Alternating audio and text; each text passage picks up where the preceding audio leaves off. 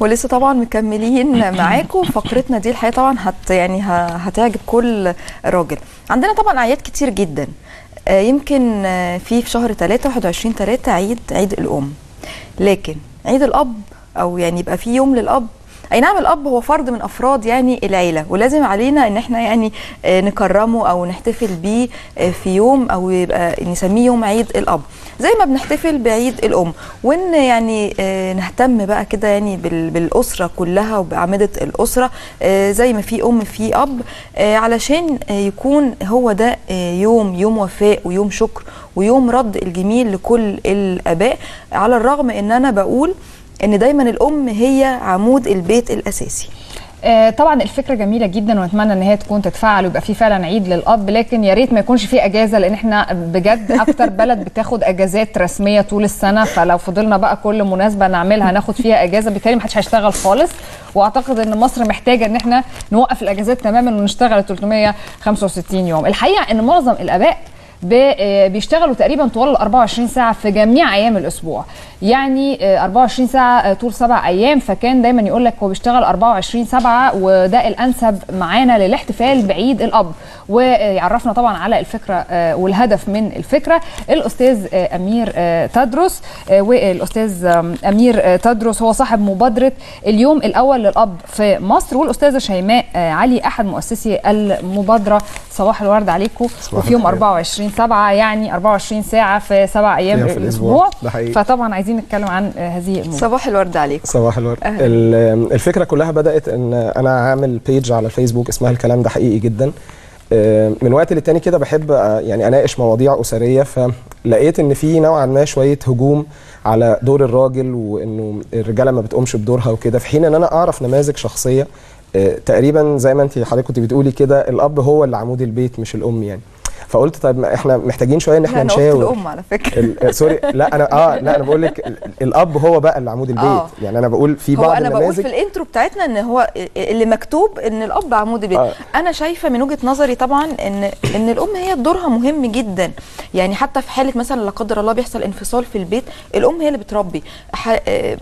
اي خلل الام هي اللي بتبقى واقفه. هو عاده ما فيش مبنى بيقوم على عمود واحد، لازم يكونوا في عمودين جنب بعض. هو انا بقول ان الفقره دي ما كانتش فقرتي نهائي، لان انا دايما معروف في البرنامج انا ضد الراجل، فالفقره دي كان المفروض اي حد يجي مكاني غيرها. اوكي بس فقلت ايه الطريقه اللي نقدر نظهر بيها دور الراجل. خلونا نعمل مسابقه اسمها اب بيحب بجد. فعملت مسابقه وطلبت انه الابهات يبعتوا لي صورهم مع اولادهم، مش عايز صوره الام مع اولادها، انا عايز صوره الاب مع اولاده. ففوجئت ان انا وقلت اكتر صوره هتاخد لايكس هعمل لهم فوتو سيشن في الازهر بارك وفي مكان مفتوح ويبقى حاجه عائليه يعني. ففوجئت كنت متوقع الناس اللي هيبعتوا 30-40 صوره مثلا انه هيجوا، فوجئت ان انا جالي اكتر من 330 صوره ما شاء الله. اللي فوجئت بيه اكتر ان اللي باعتين الصور السيدات، وكل واحده تبعت تقول انا جوزي يستاهل انه يكون اب بيحب بجد. عشان كده كويس جدا جدا. انما طبعا يعني اب بيبعت صورته مع اولاده لا 95% يعني من الاكونتس اللي بعتت لي كانوا السيدات اللي بيبعتوا، وكل صوره تتبعت الاقي الزوجه كاتبه انا جوزي يستاهل انه يطلق عليه لقب اب بجد. وفي سيدات تبعت تقول ممكن صورتنا ما تاخدش لايكات كتيره انها تكسب في المسابقه، لكن ده مش هيقلل دوره قدامي ان هو فعلا اب بيحب بجد. كم صوره بقى قلت؟ اكتر من 330 اللي نزلوا في الالبوم على البيج. يعني 330 من 90 مليون يعني.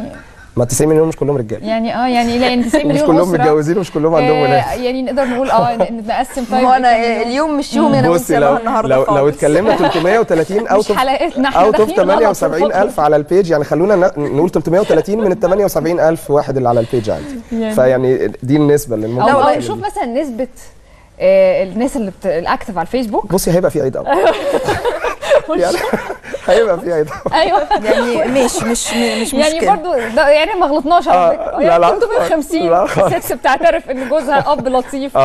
ده عجبني جدا يعني. فالمهم بعد فتره قعدت اشوف اللايكس بتاعت الصور، فلقيت انه في صور حلوه جدا مبعوثه معاها قصص حلوه جدا بس مش واخده لايكس كتير.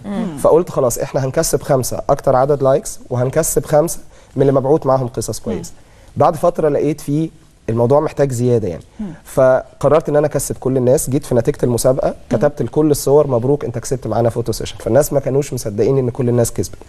وابتديت فعلا يعني يوم الاربع اللي فات نزلت باول 6 عائلات، نزلت صورتهم وصورهم ابتدت تنزل يعني، وانا بعلن النتيجه. صورت الستات ولا الرجاله بس؟ صورت العيلة بقى بصي الفوتو سيشن مكون أيوة. من العيله كلها مع بعض، وبعدين الام مع الولاد لوحدها والاب مع الولاد عشان لوحده، محدش يزعل. وبعد كده الام مع كل واحد من ولادها لوحدها والاب طب مع ده كل هايل واحد جدا. يعني. شيماء بقى نيجي يعني الراي النسائي، قولي لي بقى انت ايه اللي شجعك يعني في المبادره دي اصلا؟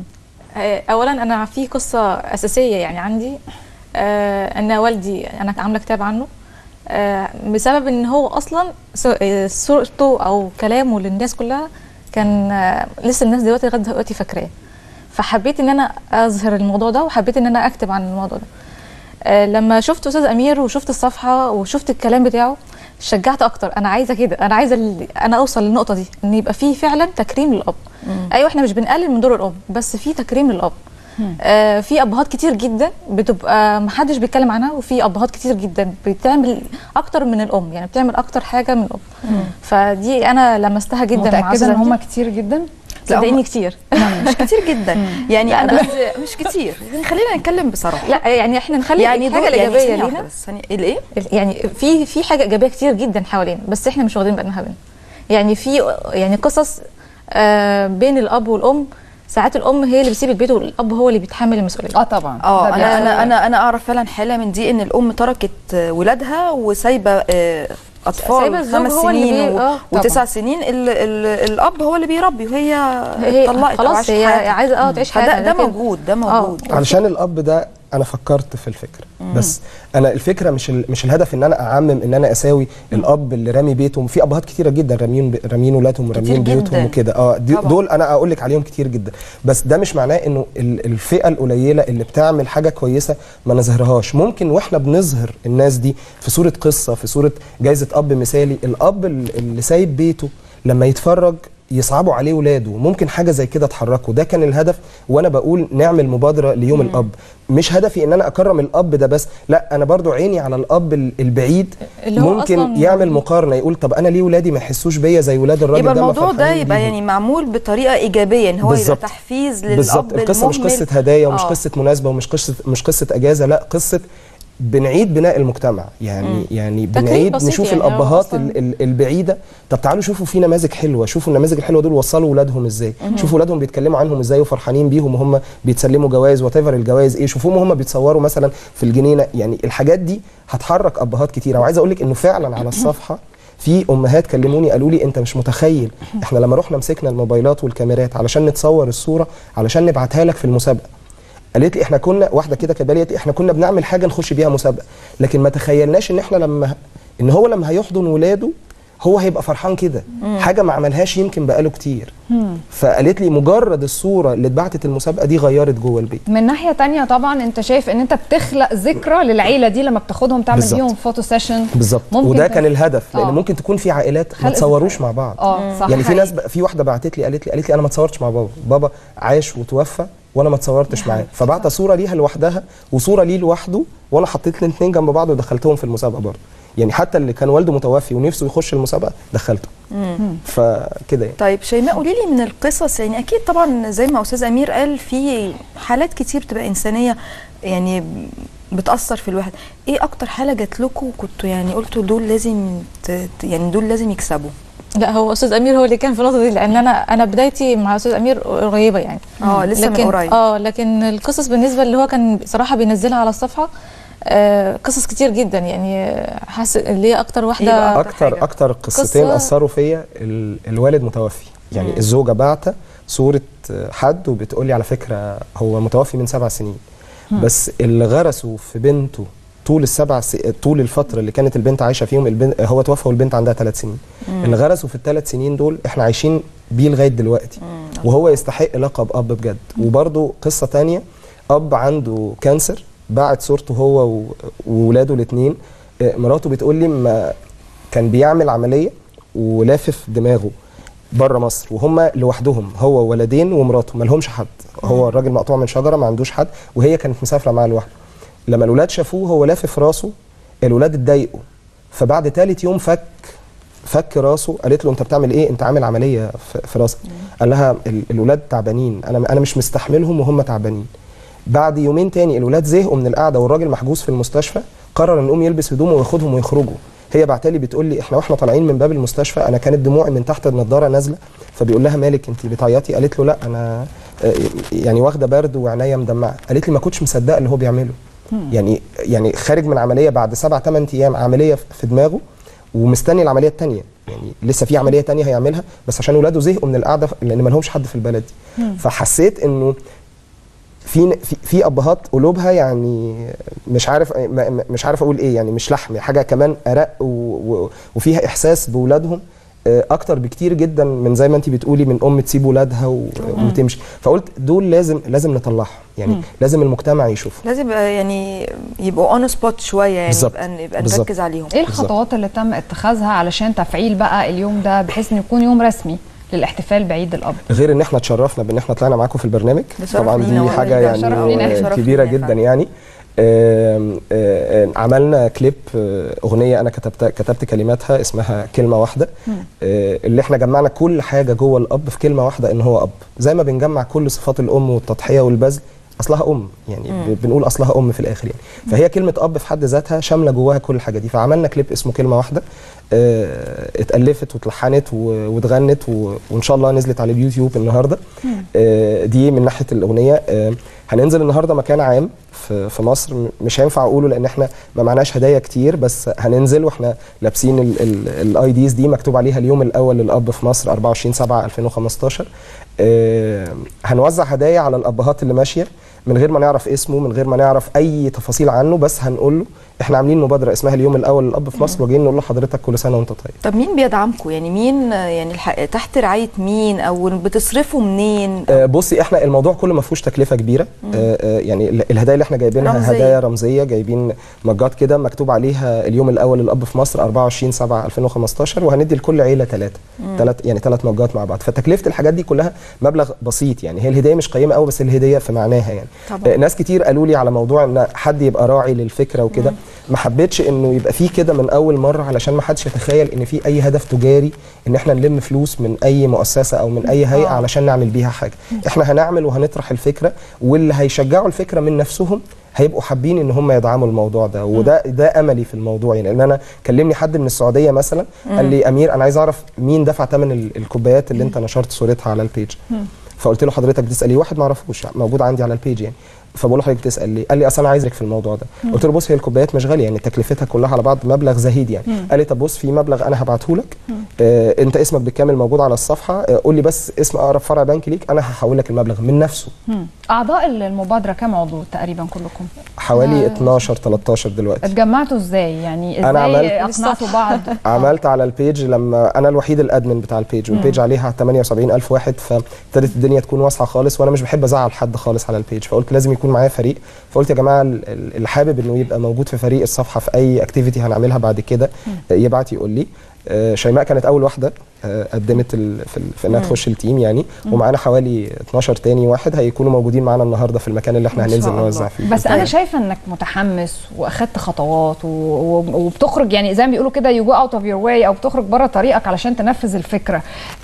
ليه الحماس ده كله برضو؟ يعني انا يعني مستغربه برضو شويه. انا عايزه اقول لك استاذ امير، لا استاذ امير بجد يمكن للي ما شافش الحلقه انا بقول ان بجد استاذ امير يستاهل ان هو يبقى افضل فعلا اب. وقف جنب ابنه وقفه يعني هايله. ابنه كان ممكن حضرتك بقى تحكي الحكايه سريعا كده؟ كان انا ابني كان مريض توحد، هو مصر كلها يعني سمعت الحكايه، انا كنت موجود ضيف عندكم قبل كده. ابني كان عنده توحد في سنين عمره الاولى، اكتشفنا وهو عنده 2.5 سنين وكنت رافض ان انا اوديه لدكتور، مش رافضا للطب بس كنت حابب ان انا احاول معاه بطاقتي جوه البيت الاول وبعدين نلجا للطب. بجد حضرتك تستاهل بجد اليوم ده كله. حضرتك من الابهات القليلين يعني. نتمنى ان الموضوع يعني نتمنى ان يبقى في نماذج اكتر في المجتمع زيك، يعني اب عايز يشيل مسؤوليه. عايز اقول لك في احسن كتير جدا يعني. انا نفسي اتعلمت كده من بابا، فيعني انا مديون له بالفضل ده في ان انا موجود قاعد قدامكم دلوقتي يعني. في حاجات كتيره جدا كان بيسيبني اتصرف لوحدي واتحمل نتيجه تصرفاتي. فهو ده اللي خلاني قلت انه كل حاجه في الدنيا ليها اول مره. يعني يوم ما حضرتك جيتي وكنت مذيعه هنا، اكيد انا اول مره اطلع قدام كاميرا، فانا قلت ايه المانع ان احنا نبقى الجيل اللي شهد اول يوم للاب في مصر؟ يعني ايه المانع؟ وقت ما طلع عيد الام كان في سنه من السنين 21/3 ده اول عيد للام في مصر. فاحنا ليه ما تبقاش 2015 اول عيد للاب في مصر؟ يا ان شاء الله. طب شيماء، شايفه ان ممكن 21/3 ده نخليه كده يعني كل حاجه، عيد الام وعيد الاب هو عامه هو كانوا بيقولوا عليه عيد الاسره، يعني هو عيد 21/3 عيد الاسره.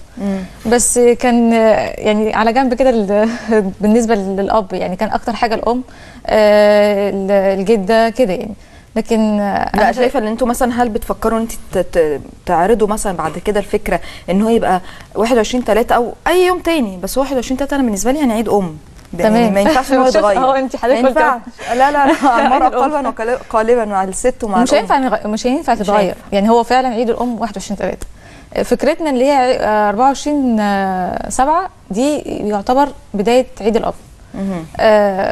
بسبب حاجه بسيطه جدا، الاب برضو ليه دور ولازم ان احنا نعترف بيه.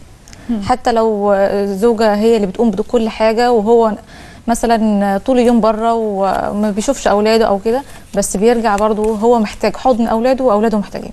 فهي دي الفكره ان احنا فعلا نفسنا تتحقق وتبقى 24/7. بنحييكم على المبادره، بنشكركم جدا، وبنتمنى ان المبادره تتطور، ان هي تكون اكتر بشكل رسمي، يوم بتعترف بيه الدوله او بتحتفل بيه الدوله. لكن بنؤكد ان احنا محتاجين من الدوله ان الاجازات الرسميه تتقلل شويه، لان الناس محتاجه تشتغل اكتر من كده. انا يعني اول مره اركز ان الاجازات مشكله في الاجازات ما كان عندهم كتير قوي الناس تاخد اجازه.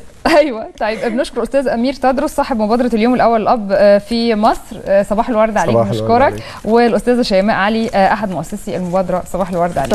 صباح الورد عليك، ونورتونا وشرفتونا، ونتابع بقى معاكم ان شاء الله. ممكن بكره نشوف عملتوا ايه كده النهارده والاقبال كان شكله ايه. بشكركم شكرا جزيلا، وصباح الورد عليك. صباح الورد عليك. طيب لسه مكملين معاكم.